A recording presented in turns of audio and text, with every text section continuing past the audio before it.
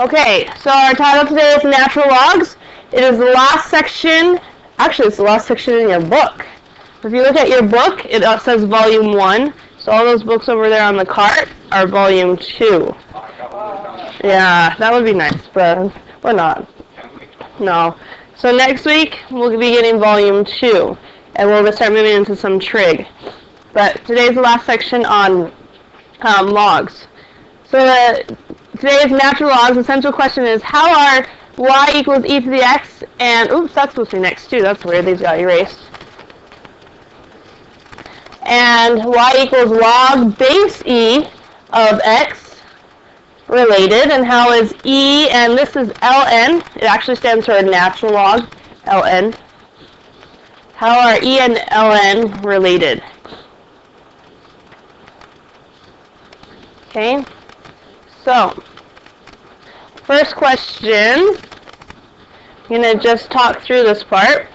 A function f is bounded above if there is some number b that f of x, the graph, can never exceed. So there's some height that the graph will never exceed. Okay, so this exponential function base e, right here in red, this function right here in red, is the function y equals e to the x. Is this function bounded above? Is there going to be some point at which it doesn't increase anymore, or it can't surpass a certain height? No. Because of this arrow and the steepness of it, it is going up and up and up forever, right? It's not going to be bounded above. Okay? Well, it tells you right here, it's not bounded above. Is the logarithmic function base e bounded above? If so, find the bounding number. If not, explain why. So, remember, exponentials and logarithms are, how are they related? Well, it's not really opposite. It's, I think Nathan said the word, inverse, which means the x's and the y's literally have done what? Switched places. Okay, and in the graph visually it means it's being reflected over this green dotted line. Okay, so our question is the inverse log base e, this graph, it looks like it's flattening out. Is there going to be some height that it doesn't surpass? It's bounded above. Okay, well, we're going to find out. Okay, everyone needs a calculator, guys. If you don't have a calculator, please go get one. If you already have your calculator, let's set up a chart. I'm going to do it horizontally so we don't use all of our paper. We're going to look at some points, gather a bunch of data points, and see, are we getting closer and closer and closer to a certain number and we're never going to surpass it? All right.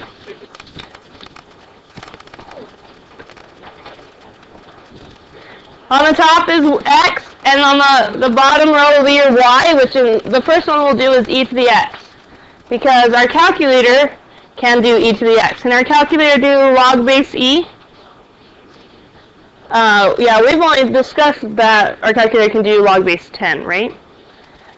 So we're going to go from -3 to +3 and plug in some points. Make sure these columns are wide enough that you can write in decimals, because these are going to create some decimals.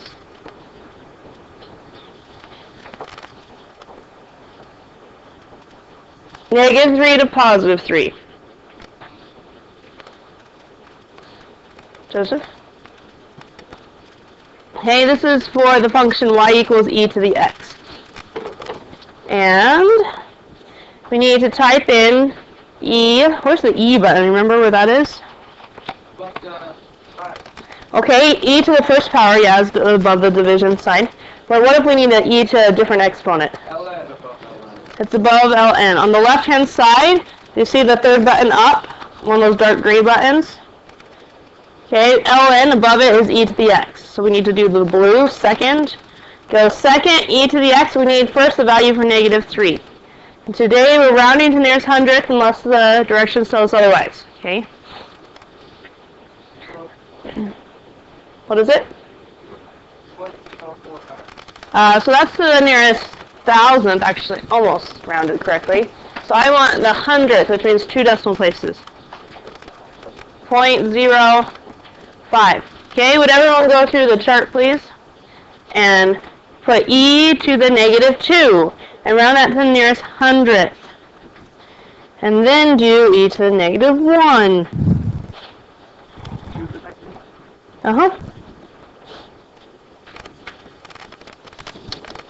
Round to the nearest hundredth and fill in your chart.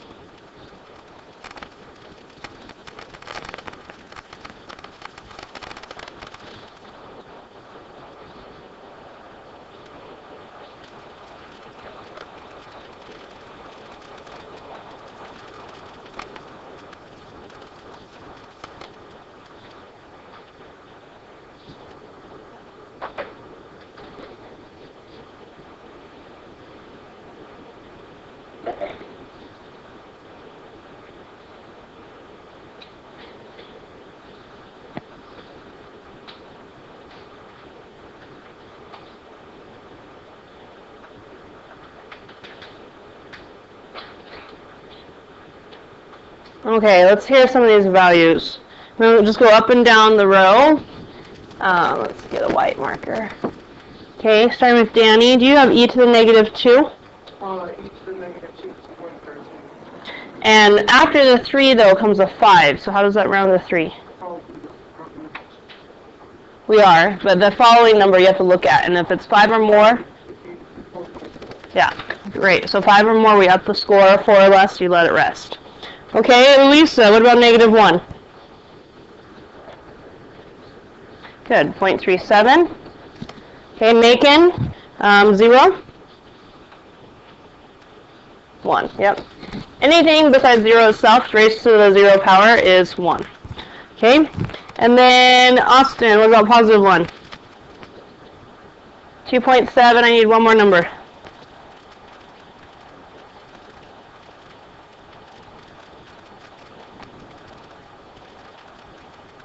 What? Good. 2.72. Okay, positive 2 chips. I need one more number. 7.3 is only to the 10th. 3, I need 3. What comes after 3? But after the 8, there's a 9. 3, 9. Okay, I have a Valentine for you too. Over here. Heather? Okay, and the final one, 3. Haley, do you have that one? Thank you. 20.09. So because we don't know how to do log base e on our calculators, if we know the inverse, we can just switch their positions, and we have points for the bottom graph log base e. So draw a second t-table, and we're going to just switch them, do the inverse.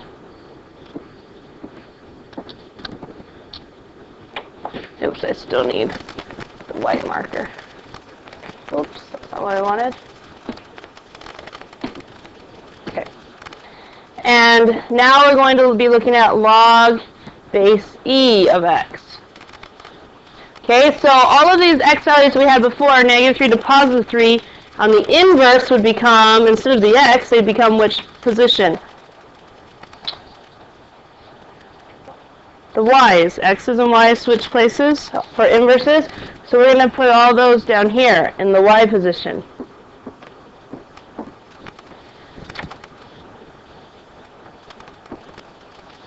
And what will we fill in above in the x row?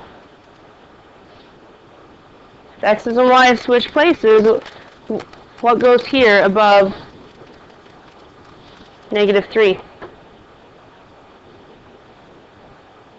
Arbor?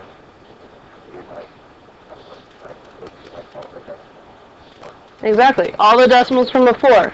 But before, they were in the y position. Now, the inverse means they go in the x position. Okay, so we're going to just fill them in. We don't have to graph them because it's already on the graph. But we need to talk about, are these approaching if we are bounded above,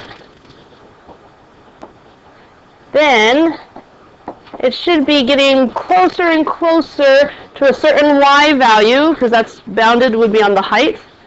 Okay, a certain y value, and it gets closer and closer, like 2.9, and then it gets to 2.99, and then 2.999, and then 2.99999.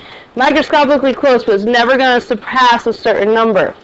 So look at the y's. -3, -2, -1, 0, 1, 2, 3. Do you think it's going to be bounded above? Is it getting closer and closer to a y value, but never going to surpass it? For what it looks like right now, no. Should we try one further away? Like, what's further away, larger than positive 3? Yeah, that's larger. Can we go a little more? 500. 500 is going to be extremely long, the number. We did 30 yesterday, and it ended up being like 10 trillion something. So let's try 20, because that one's not so large. Let's try 20. But we can't do log base e of 20, or 20 equals log base e of x. So let's put it on the exponential, and then we'll just switch their places, right? Because that's what inverses do. So we just need to do e to the 20th power. E to the 20th power. Huh?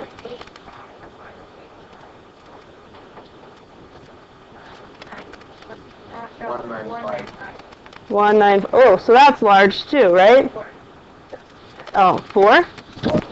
Okay, I think I'm going to write this above because I'm running out of room. What was it again? 165. 195. 0.4? Okay, yeah, put some commas in. What?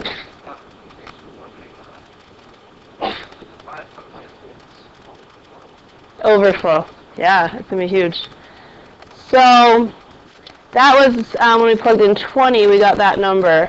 485, let's see, that would be 1,165,195. Okay, so what that's saying is on the x-axis, if we went all the way out to the right, way out to 485 million, 165.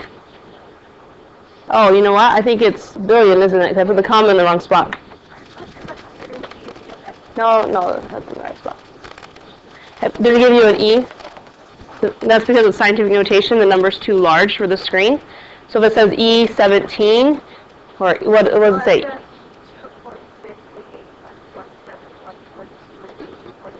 E43. E43 means the decimal needs to be moved to the right 43 times. So you're going to have all those numbers that listed and then 43 more. So it's huge in scientific notation. Okay, so once again, on the x-axis, if we go all the way out to 485 million, the graph's going to have a height of 20. Is it looking like it's going to be bounded? Before I had a height of 3, now it has a height of 20, or, yeah, 20. Is there going to be a height where it's bounded above that it won't go past? Yes or no? No. Because if you look at the inverse's domain is the range of log base e. What's the domain of the red graph that I've now colored black? Domain means the spread left to right. How far left does it go with this arrow? How far left does it go? What? Forever. What number is that? Oh, infinity is over there, though. Negative infinity. There we go. And how far right does it go?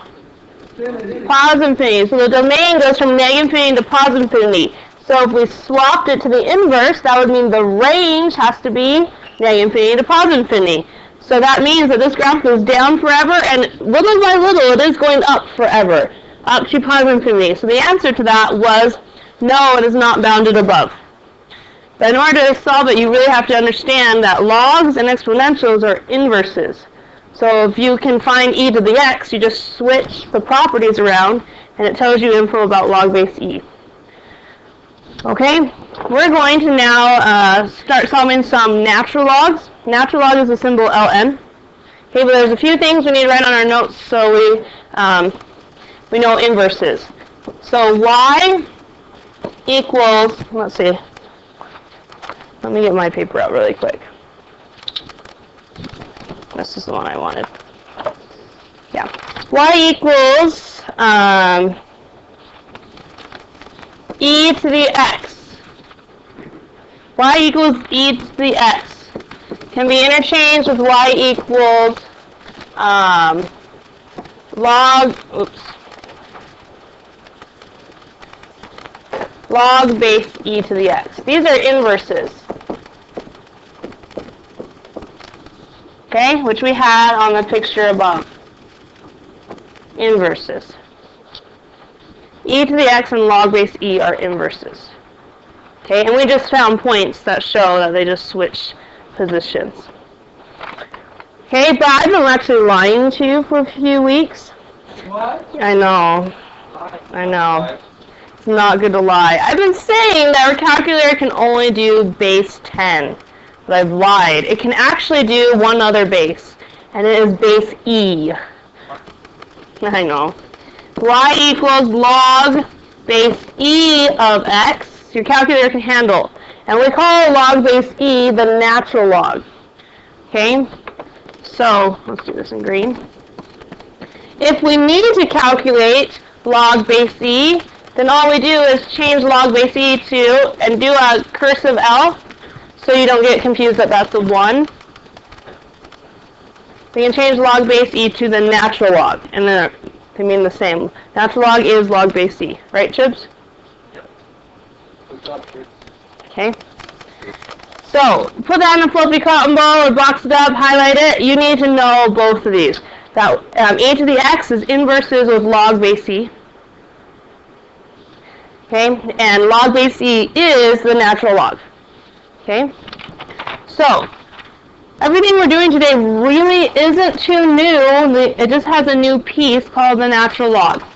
So we already know some properties of logs, and those properties of logs still apply to the natural logs. Okay, so our first directions are to simplify into a single natural log.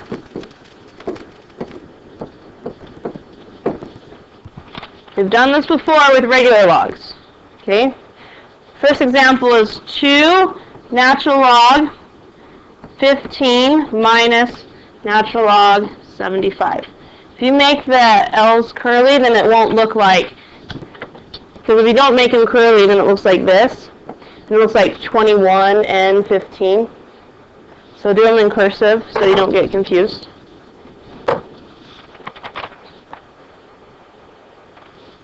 Okay, we've done this before, guys, so it's the same idea as regular logs. How do we change, we have 2 terms that are natural logs. How do we condense them into a single natural log? What? Where do you get division from? Great, subtract, divide, subtract, divide, subtract.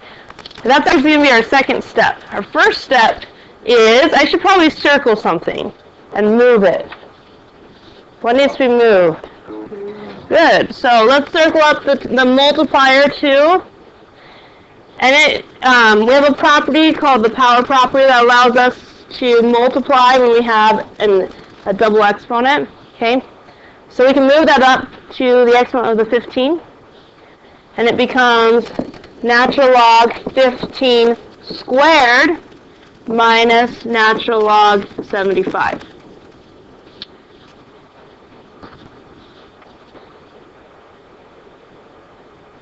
Okay, before we do the division, I actually noticed we can simplify something. Sila, do you see anything here in the expression that we can simplify?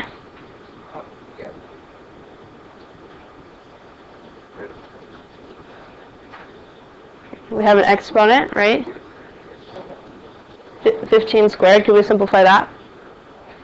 Yeah. Okay, would everyone type in, please, 15 squared? 25. Oh, you're on top of that. Yes. Okay, so that becomes natural log of 225 minus natural log of 75. Okay, now Arbor's already kind of told us the next step. When we do what? We have to subtract. What goes with subtract? Divide, subtract. Divide, subtract. Okay, but it must go in a correct order. Gentry is very important. With division, subtraction, order is important. Gentry, which one becomes the numerator? Good. The first piece has to be your numerator, 225. Divided by the second piece will be your denominator. Yeah, that simplifies, right? 225 divided by 75. Amy, can you type that in, please? 225 divided by 75. Or how many 75s are in 225? What? 3. So our answer is natural log of 3. We don't want to type that in and get a decimal because it didn't ask for us to evaluate or to solve or find the solutions of. So all it asks is the single logarithms to simplify. If you got a decimal, then you went one step too far. Yeah.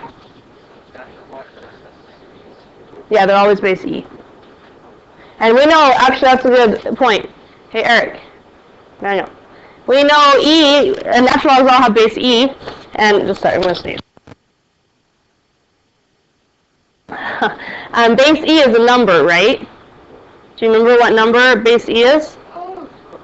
Type it in. E to the first power. What is E? 2.72. Oh yeah, 718. That's generally how we say it. 2.718. Okay, so log base E. Just remember, E is actually a number. Okay, let's try a second example, condensing to a single log. Example 2. 3 natural log x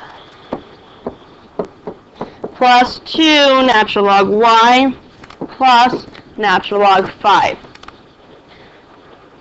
Okay, also make sure you write it down, please. 3 natural log x plus 2 natural log y plus natural log 5. Okay, the first thing we did on the last problem was we circled something. I recommend doing that first.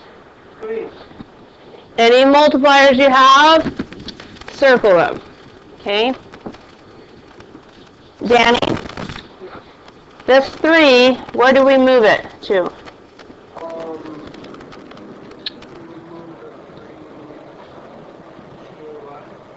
To what? When we add the two numbers together. No, let's see how we did it in the last problem. The 2 moved up, so it was an exponent. Okay, good. So this one would be the exponent of what part? The first half. What letter? What variable? Good, of x. Okay, so the 2 will be the exponent of y. Okay, so let's write down what we have. I'll just do it down here, actually. Natural log x cubed plus natural log y cubed plus natural log 5. Oh, you're right, you're right. Thank you. Y squared. Yep. Okay. The second step we did on the last problem was we did 15 squared. We simplified the exponents. Okay, so I see we have x cubed and y squared. So let's simplify. What is x cubed? What is x cubed? What's the value of x cubed? What? How do we know it's 1,000? Can we find the value of x cubed? Guys, can we find the value of x cubed? No, we can't. That was a trick question, because it's a variable. So we can't actually do that step. But what we can do is now condense them. I see I have plus. What goes with add? Multiply, add. Multiply, add. Okay, Noah. We have natural log. Can you help me multiply all of them? What would we write in our parentheses all times together?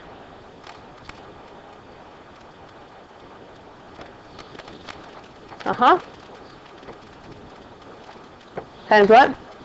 Great. Thank you. Almost. One thing I would like to change is, say we had x, do we normally write something like this, x7? No. How do we normally write that? Yeah, we put the coefficient first. Same thing here. This 5 is your coefficient. So I would rearrange it. Natural log 5 x cubed y squared. And that would be your answer. So the variables go in alphabetical order, and the coefficient goes in front.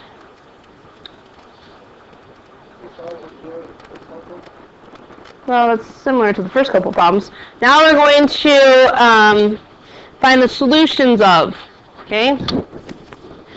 Example 3. What are the solutions of natural log x minus 3 squared equals 4?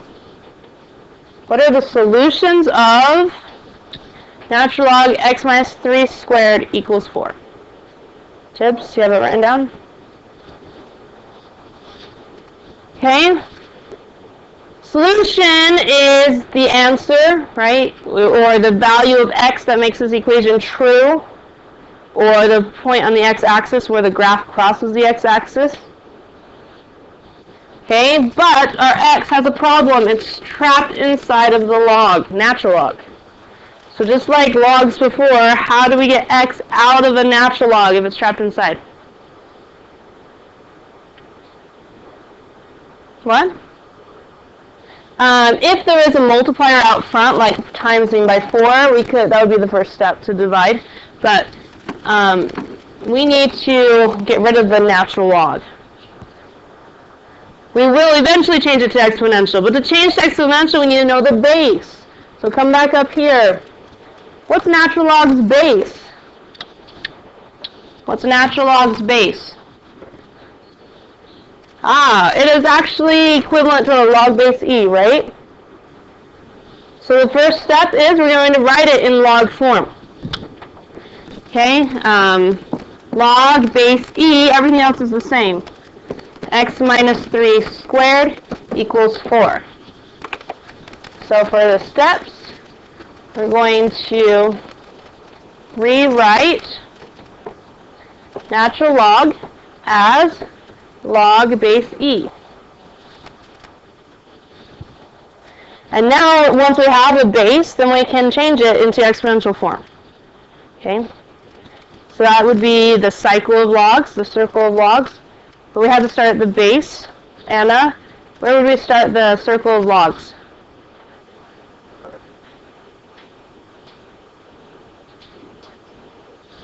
The what? You have to start at the base, so let's find the base. The base should be lower. What's the lowest piece written here? E, yeah, E. So everybody have a question? If we were asked to expand it, yeah. But that causes a problem when you change it to exponential, so you want it all over here on the right. Okay? So, E, now we're going to exponential, so it's going to be raised to, and we always cross sides, what does it raise to? 4. E to the 4th equals, and then we cross back. Okay? In parentheses, we still need those parentheses, x minus 3 squared. So step 2 was convert to exponential form.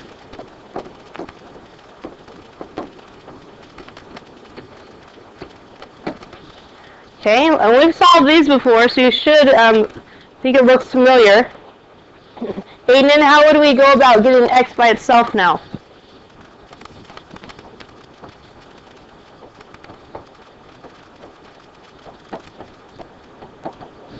What? Okay, well, what's being times by x? Operations. Is the 2 timesing? I agree we have to move the 2 first, but I don't agree with 2 being times.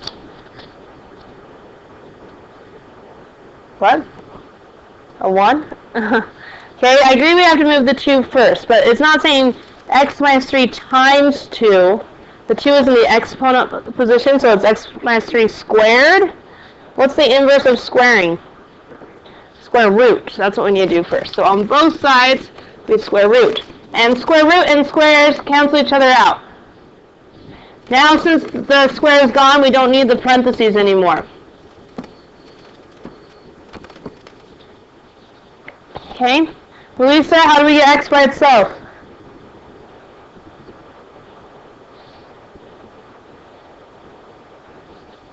Add 3, both sides. Okay, now I have a question for you. If I add 3 here, that cancels. That's lovely.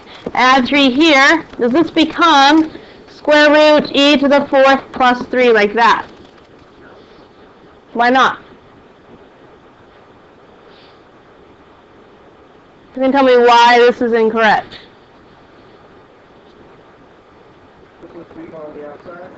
Okay, why can you not put the 3 under the square root? Why does it have to go on the outside? Yeah, these are not like terms. The 3 is not a square root, and therefore they are not like terms. Okay, so 3 has to go on the outside. Alright, and I recommend putting it on the left so you don't get confused. It's not underneath the square root. Also, square root, what goes in front of a square root? Plus and, oh, there you go, plus and minus. So remember, if you apply the square root, there are going to be 2 answers. So we need to find both those answers. Grab your calculators, please. Since e is a number, we can type it in. Let's do the plus first. Okay, everyone type in e plus square root of e to the 4th. Did I say e? I meant 3. 3 plus square root of e to the 4th. Do you remember where the square root button is? It's diagonally up from the 7. The x squared button above it in blue has a square root. Okay, so will you round that to the nearest hundredth for me, please?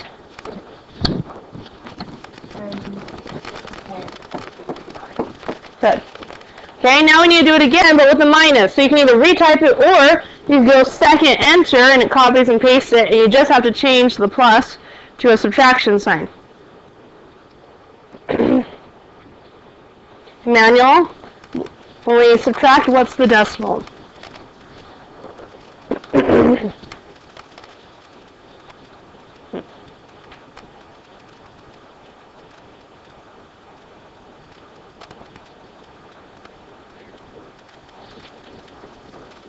Good. Okay, so when you do a square root, there should be 2 answers.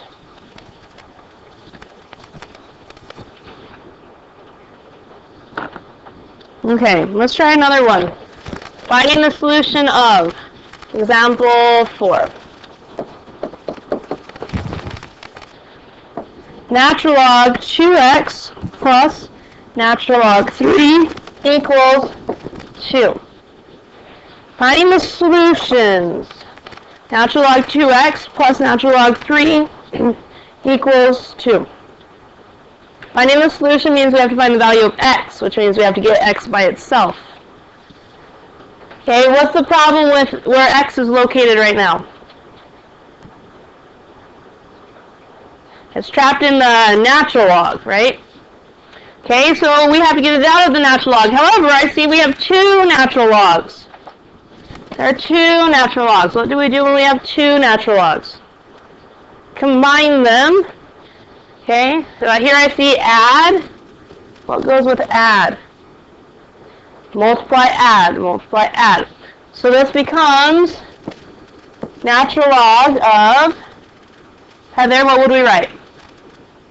We multiply, because multiply, add, multiply, add.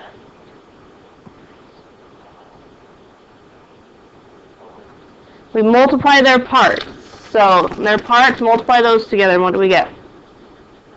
There you go, 6x equals 2. Okay, the last example we went through steps, hopefully you wrote down the steps of how we solve a natural log. What's the first step we wrote down of how we solve a natural log? Arbor? Log base e, there we go. If we convert it to log base e, then we can use the base to help us, base e, we can use the base to help us change the exponential.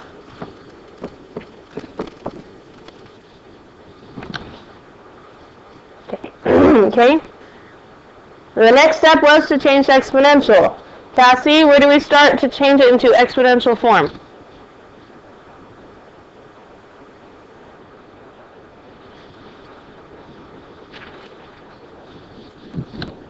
Yeah, great. So e to the 2, she said.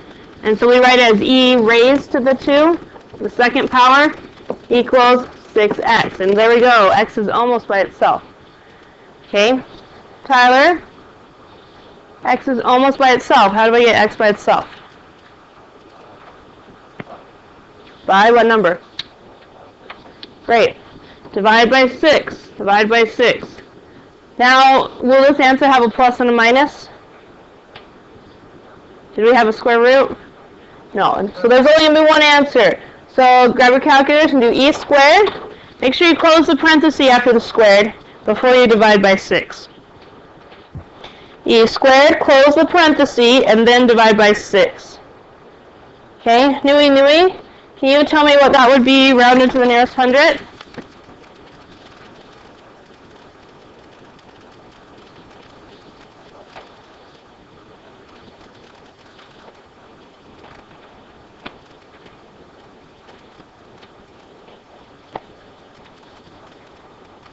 Okay, 1 point what?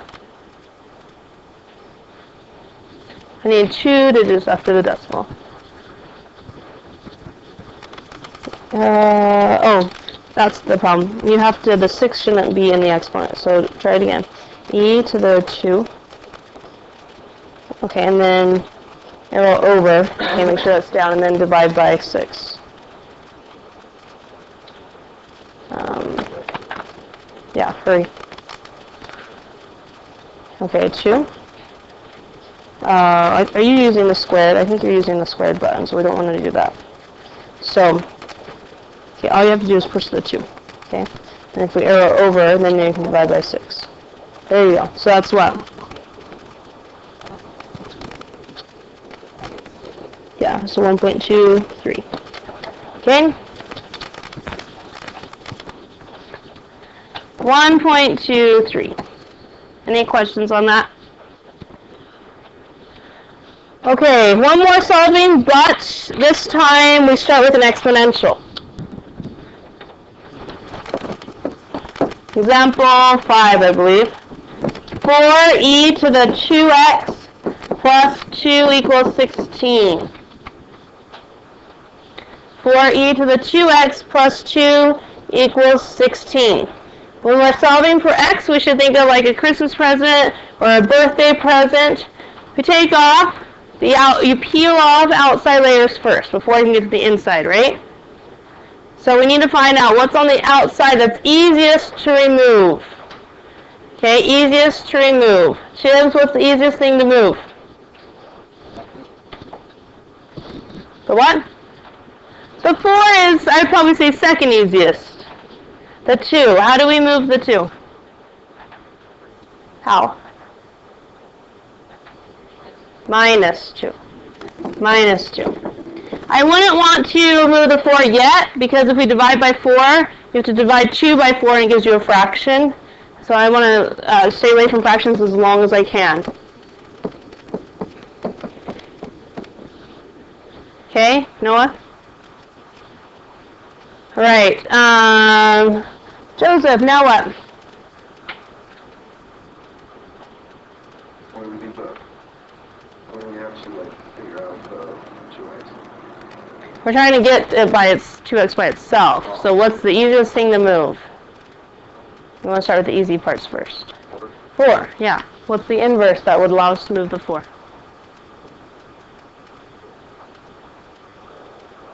Does this say 4 plus e, 4 subtract e, 4 times e, or 4 divided by e?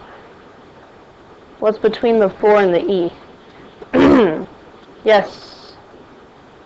Yeah, these are. Yes. Okay, you are correct. So multiply. What's the inverse of multiplying?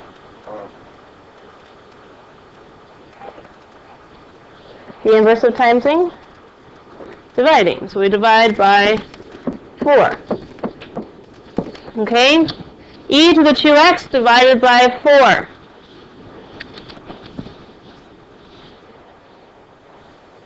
Okay? So 14 divided by 4 is 3.5, right? Okay, D. How would we now solve for x? And when it's trapped inside the exponent, how do we get that down so we can solve for it? Yeah, great. So we start with the base, right? What's the base? E. So we write log base E, we log both sides. Base E of 3.5 equals what? 2x. Great. Okay. Then we divide by 2. And we're almost ready to put in our calculator, but our calculator doesn't have log base E. But what could we do instead of log base E? Not 10. ln. Natural log is log base E. So when we type it in, we're going to do natural log 3.5 divided by 2. Okay, let's get the value. Open up your calculators. Natural log 3.5. Make sure you close the parentheses on the natural log before you divide by 2. 100th. Make sure you close the parentheses before you divide it by 2. Yeah, that will be it. So we get 0.63. So x is approximately 0.63. Any questions on, we've done problems starting with natural logs, and this one just started with exponential, and we had to use natural log at the end. I put the... Oh, okay. All right, we're going to do, is there a question? Let's see how you typed it in. Did you close your parentheses after the 3.5? You close your parentheses after the 2. That's the problem. The parentheses has to close after the 3.5. Okay, one more example. Example 6. Last one. And you don't have to write all of it down, you just have to hit the highlights. Last example. There will be 2 just like this on your homework. Okay? So please pay attention because 2 of your homework problems are just like this. Please write down anything that sounds important. A spacecraft can attain a stable orbit 300 kilometers above Earth if it reaches a velocity of 7.7 kilometers per second. I see a couple people not writing. You don't have to write everything down, just hit the highlights. What does the word velocity mean? Speed or rate. Okay, so we're looking at when the spacecraft reaches a stable orbit. It has to be 300 kilometers above Earth, and the speed or the rate or the velocity would be at 7.7 kilometers per second. The formula for a rocket's maximum velocity, v, in kilometers per second is, the formula would probably be important, right? V equals negative 0.0098 t plus little c natural log r.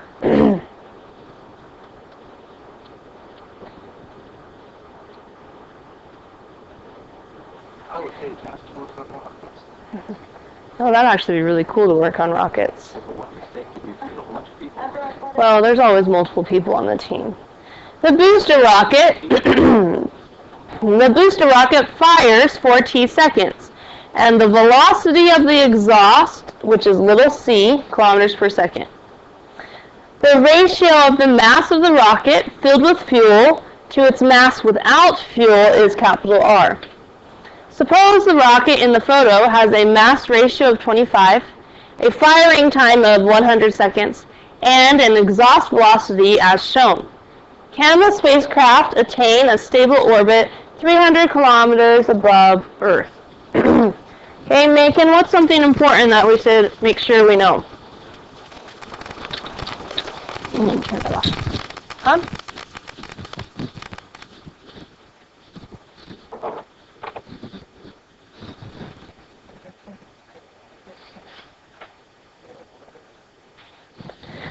Yeah, so it will be stable once it's at 300 kilometers, right, above Earth. Tyler, what else is important? I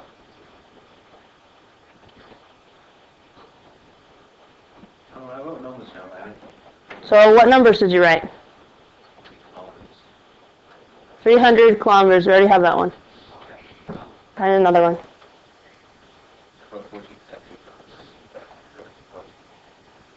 I don't see anything about 14 seconds.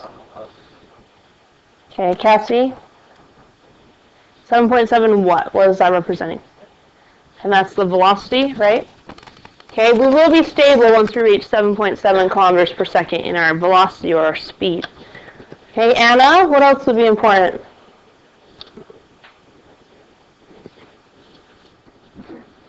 Yeah, so we have a mass ratio of 25, and it tells us that that is capital R, right? Mass ratio. So some things we need to know is what all of these letters represent. So R is the mass of the rocket filled with fuel to the mass of the rocket without fuel. A ratio is a fraction. Like if we counted the number of boys to the number of girls in this class, maybe 10 boys, 12 girls, I'm just making up numbers, but the ratio would be 10 over 12, which would simplify to 5/6. So it's a fraction, comparing two quantities. Okay, we also have T represents time in seconds. What does little c represent? Velocity of the exhaust. If you look at the picture, the exhaust, velocity of the exhaust is pushing down. Which direction is the rocket going? Up. So we have velocities in two different directions. We have the rocket going up and the exhaust going down. Wouldn't there be a formula that's important? I think that. And the question, always. Okay, so if you're given a formula, most likely you're going to use it and plug into it. So V stands for velocity of the rocket. Do we know the velocity of the rocket? The velocity of the rocket. I don't think we know that. So we don't have V, so we write V equals, and then we write all the rest and replace the variables when we run into a variable we know. T, do we know time? We actually haven't underlined this yet. What's the time?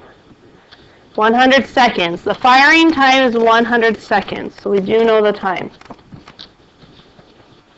Okay, plus C. Do we know C? C represents the velocity of the exhaust. Do we know the velocity of the exhaust? Yeah, it's on the picture, right? If you look at the picture, it's right here, 2.8. So sometimes you have to look past the paragraph. 2.8 natural log of R. R is the ratio of the mass of the rocket with fuel to the mass of the rocket without fuel. 0.5. Great. Okay, so that's the end of the formula. And if you look on the right-hand side, everything here is a number. So that means we just have to type it in. Okay, Danny and everyone else, type it in, please. Find the velocity of the rocket after firing time of 100 seconds.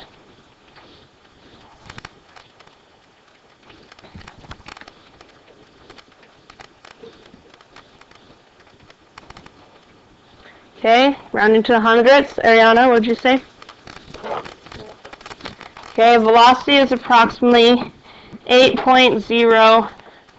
And how is velocity measured? Kilometers per second. Great.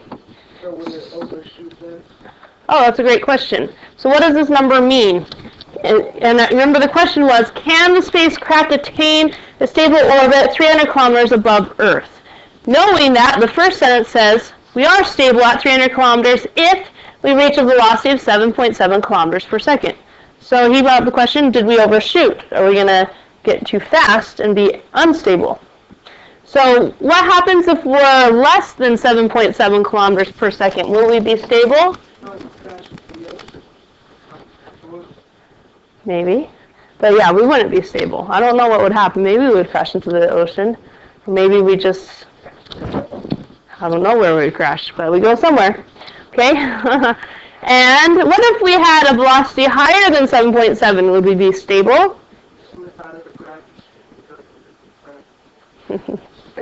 Okay, but a velocity higher than 7.7 would be stable? Yeah. So I think having a velocity at 8.03 would make us stable. So the answer to the question, we need the velocity, of course, and then we'd say, yes, we would reach a stable orbit. And the reason is because our velocity is 8.03 kilometers per second, which is higher than the required velocity. There are two problems just like that on your homework. So your homework will be page 360, numbers 1 through 18. Okay? Page 360, numbers 1 through 18. This book here.